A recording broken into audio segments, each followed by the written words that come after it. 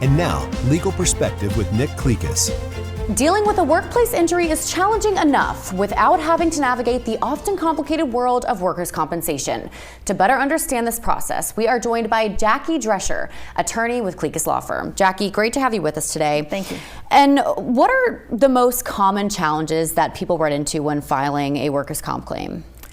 Well, when they come to me, it's usually because there's some issue in the case near the beginning, whether the employer has not reported the claim, or it's been reported but their medical care is not being approved, or at least not approved in a timely manner. Then those are some of the reasons they would come to me. Or if they're not getting paid, compensated while they're out of work. Okay, so when you file a claim, there's plenty of different reasons why that claim could get denied or the employer could deny the claim. What happens when an employer denies a claim? Well, the first thing I do is, try to figure out why they've denied it. Sometimes you don't know. But I look at the claim and see if I think it was erroneously denied. And if I believe they should not have denied the claim, then I'll file for a hearing. And then the commissioner will determine whether or not the claim is compensable. So what are some of the reasons why an employer could deny a claim? Well, there are lots of reasons. One is when the employer asserts that the employee is an independent contractor rather than an employee, because obviously you're covered under workers' comp if you're an employee. Not if you're an independent contractor. No, not if you're independent generally. And if you're an employee, some employers think if they 1099 the employees at the end of the year rather than providing a W-2, that they are independent. But that's just one of the tests to determine whether you're an independent contractor or an employee. There's actually several things you look at. One would be the method of payment, which is the 1099 or W-2.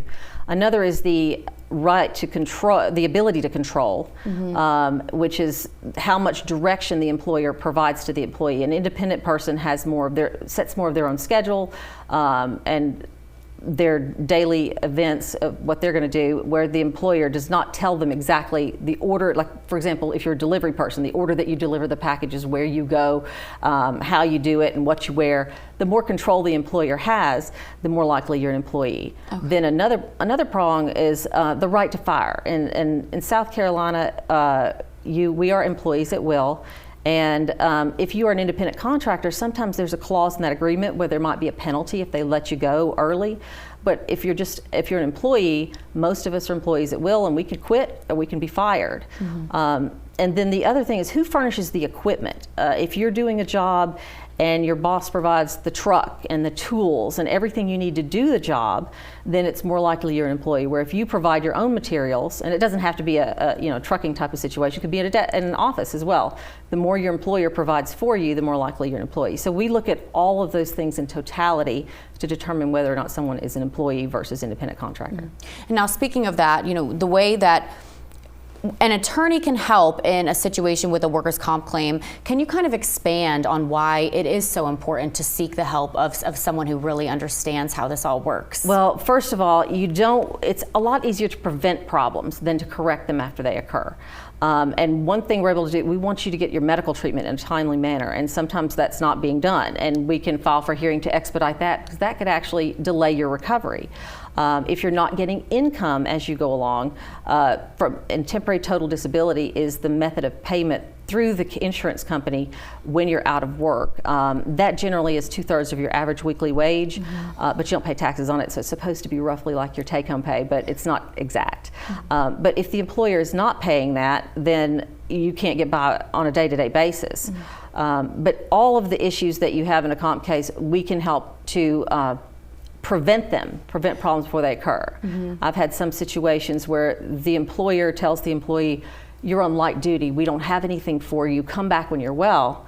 And then they don't really convey this to the insurance company, so the insurance company says, well, we're not paying your weekly wages because you were light duty and you should have gone and done that work.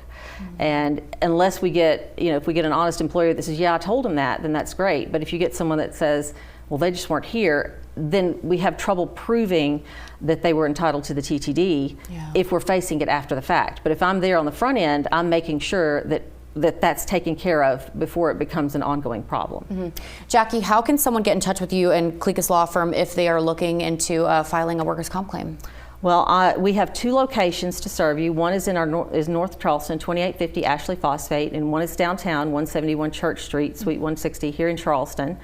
Or you can call us at 843-9000000. That's easy to remember. So we'd love to hear from you. And calling is free. We're happy to give you any advice you want, and we work on contingency fee only, so you don't have to pay an hourly fee. And we're happy to help and prevent these problems and make sure you maximize what you're entitled to under workers' comp. Absolutely, Jackie. Thank you so much for joining us today. Thank you. We're back after this. This has been Legal Perspective with Nick Clekis.